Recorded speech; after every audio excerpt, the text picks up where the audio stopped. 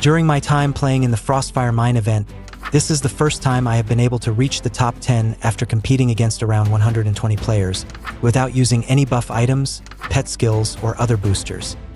Here is the gameplay on how I was able to reach the top 10 in the Frostfire Mine Event. There are several things that I strategized before the Frostfire Mine Event started. Because I didn't use pet skills, it means I won't have troop deployment bonuses, march speed, and buffs that strengthen my troops. So my first strategy is to find and occupy a place that at least has several level 2 veins. Because like my previous history, I could only reach the top 30 at most because I only mined at veins level 1 and 2. So when I entered the field, I didn't expect that I would get a very strategic place and very close to several level 2 veins just like I wanted, and I started to feel that the wind was blowing in my favor now. Then my second strategy is to find and defeat as many mine patrols as quickly as possible. This is because I have to reach Frostfire Mine Skill level 2 to at least maximize the amount of orichalcum that I get when mining in veins later.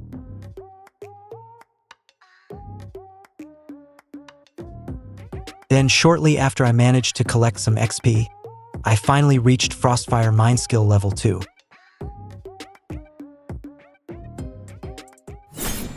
And after that, the third strategy is to use 3 rally to start mining at vein level 2 and start collecting some orichalcum. Whether it's in vein or like scattered orichalcum piles. You don't want to leave any of these because every orichalcum is very valuable if you want to pursue the top rank.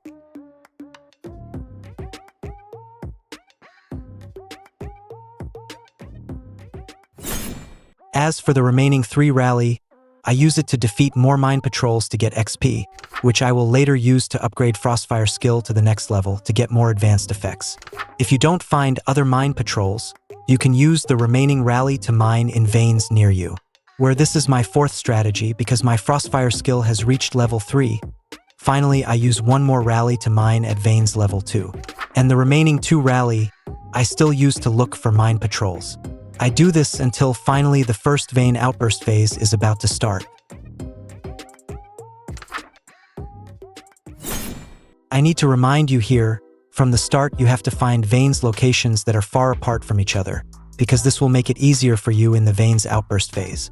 So right after the veins outburst phase takes place, I don't recall any of my rallies. What I do is I wait until the last second of the vein outburst starts, then I automatically use my teleportation item to instantly recall all active rallies. And after that, for 5 minutes of the vein outburst phase, I use all my rallies to mine in the vein outburst.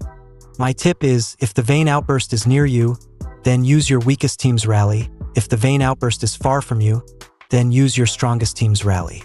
I made this to minimize the possibility of the vein outburst being taken by other players, and I have used this method while playing in Frostfire Mine, and I think it is quite effective. You should try it yourself.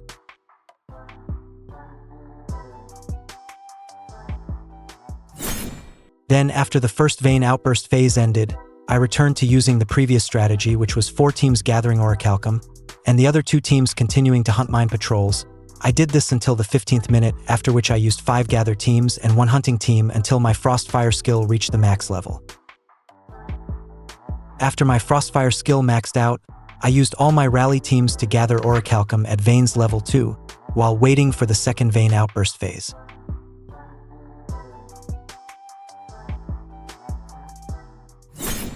After the second vein outburst phase appeared, I continued to use the previous strategy, which was to wait until the last second of vein outburst started, and use the teleportation item to instantly recall all my rally. Then, after the second vein outburst phase started, I returned to using the previous strategy, which was to use the weakest team to mine near my base, and the strongest team to mine in a place far from my base. I did this for 5 minutes of the vein outburst phase.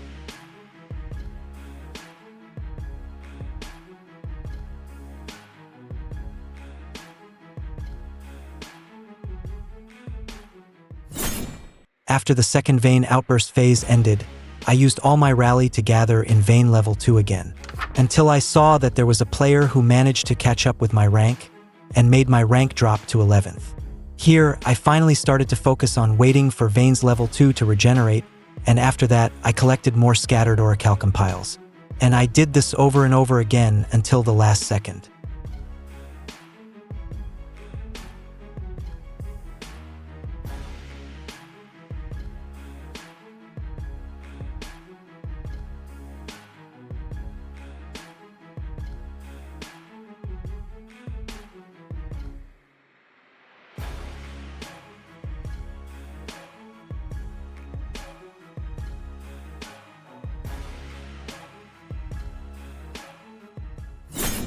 Where previously I was very sure that I would not be able to reach the top 10, because there was no more time for me to collect more orichalcum.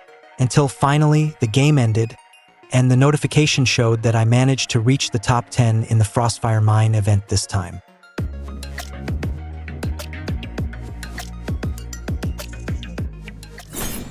Honestly, I never thought that the strategy one made would finally put me in the top 10 players in this wave. But I can say that some of the strategies that I have made, I did get from experience after repeatedly playing and trying to experiment in the Frostfire Mine event.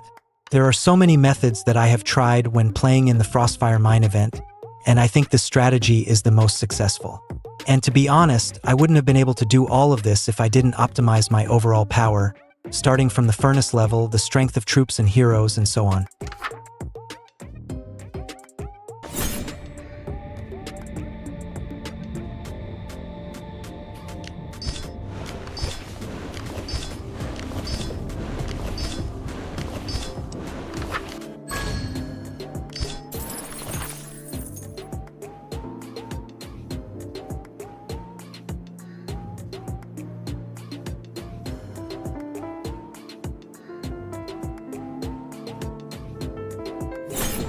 And maybe in the future, I will try to reach the top 5 rankings, or rank 1 in the Frostfire Mine event. And if you have made it this far, feel free to subscribe. Also share your experiences while playing in Frostfire Mine in the comments section below.